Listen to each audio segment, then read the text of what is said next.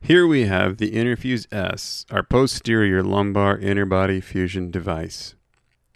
This is an example of a disc and represented as the annulus fibrosus and nucleus pulposus. It is recommended that you use a nerve retractor throughout the procedure. After performing a laminectomy and medial fascicectomy, create a rectangular annulotomy approximately 8 to 9 millimeters in width with a number 11 blade. Shape the corners of the cortical rim to ensure the axis is rectangular. If a paddle shaver is used to create the axis channel, caris and rongeurs are useful for squaring the corners. Be careful not to extend the channel into the central end plates. Doing so will create a ridge that will prevent lateral translation of the modules across the disc space. Next, perform a complete nuclectomy and remove the end plate cartilage. Pay special attention to removing the disc material contralateral and ipsilateral to the annulus, but ensure that the anterior and lateral walls of the annulus are preserved. This step is critical because disc material remaining within the cavity will impede module translation and limit the ability to maximize the device footprint. Use the nucleus probe to assess the disc cleanout. After a thorough evacuation of the disc space, you are ready to start implanting the InterFuse modules. It is important to distract the disc space prior to inserting the InterFuse device.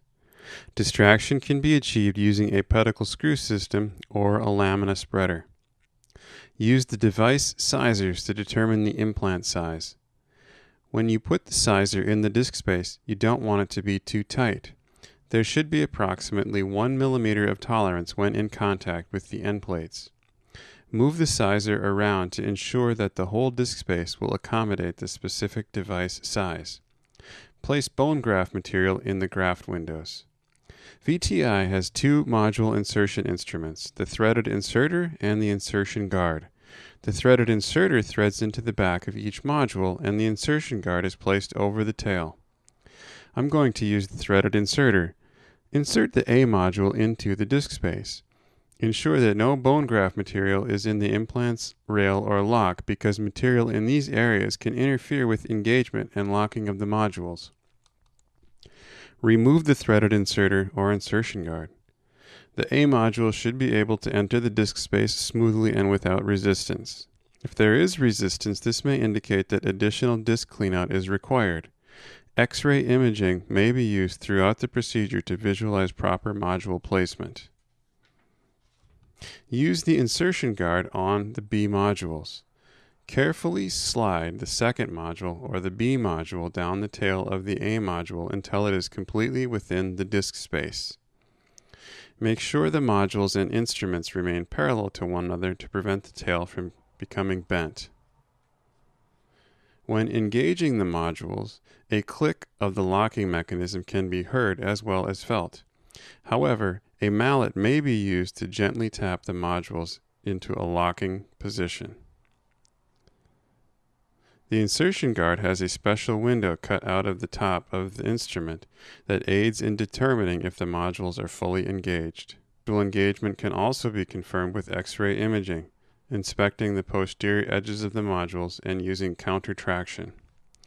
Remove the insertion guard and slide the tail removal tool over the A module tail. Ensure that the A module tail is flush with the top of the tail removal tool and then remove the tail by rotating it 360 degrees. Remove from the disc space.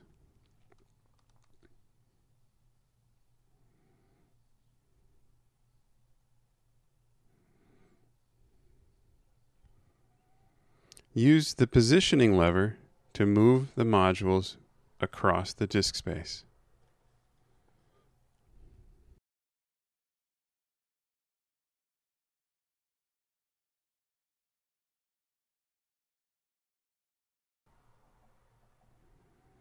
Each additional B module is inserted by repeating these steps.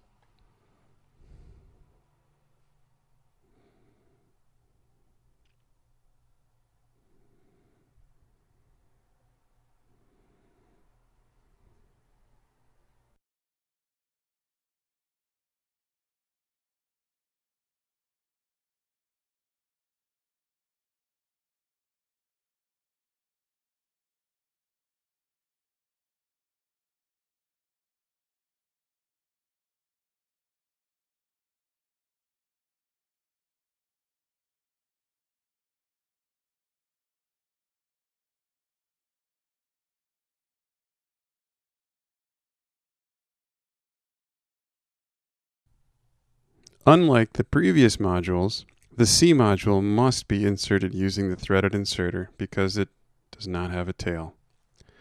Confirm that the C module is fully engaged by gently pulling back on the threaded inserter.